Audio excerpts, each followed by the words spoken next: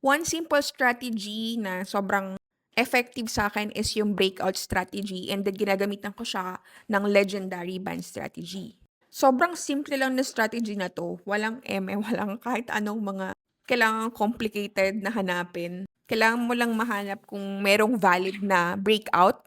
When you say valid na breakout, binrake niya yung sideways market and then nagkaroon ng retest and then do'n ka e-entry. So, sa lahat ng time frame nagwo-work 'to, even sa mga lower time frame, maraming gumagamit nga nito, most especially yung sa US 30 kapag nagkakaroon ng breakout during New York session.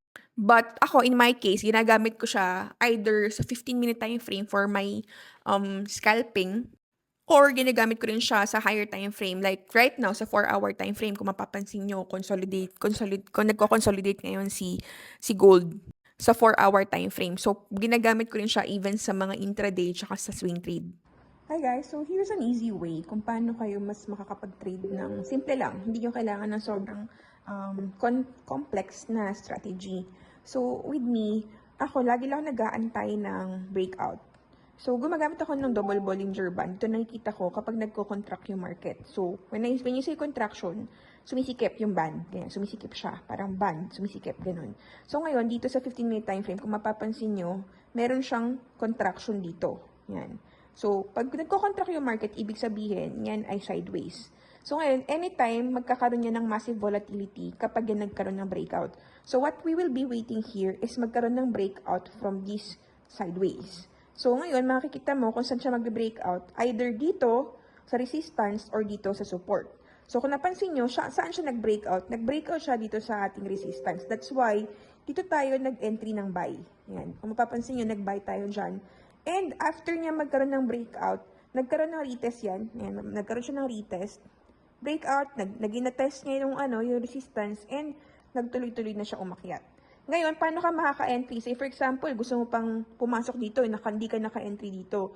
The only time that you will be able to enter buy here is kapag nagkakaroon siya ng correction. So, say, for example, after consolidation, nagkaroon siya ng massive uptrend. Ngayon, magkakaroon niya ng correction dito, either dito sa first line na to, yan, which is ating resistance 1, or dito sa ating 20-minute, MA20. Ayan. So, yung dalawa, pwede dyan siya mag-bounce. Kasi kapag umakyat na yung market and yung band natin is nag-expand na siya. Ayan, nag-expand na siya. Since nag-expand na siya, what we will be expecting here is continuous na akyat na siya. Ganon. And the only time na magkakaroon lang yan ng correction is dito, either sa resistance 1 or dito sa ating MA20. So, tinuturo namin sa mga estudyante namin sa legendary kung paano ko ginagamit tong legendary band strategy. Kasi ito yung sobrang simpleng strategy lang na ginagamit ko na hindi ko na kailangan ng anything na mga complicated pa. Sobrang simple lang niya and sobrang effective siya sa akin. For the past 3 years, ito na yung lagi kong binabacktest and sobrang working siya with me. So yun, right now, we have a total of $286 running profit. So, $300 na siya. So, magkano ang $300 sa peso?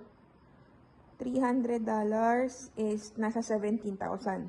So, meron tayong 17,000 for today. Yan. From this trade, from this setup. Breakout strategy lang to. Walang anything na mga komplikadong strategy dito. So, yun lang.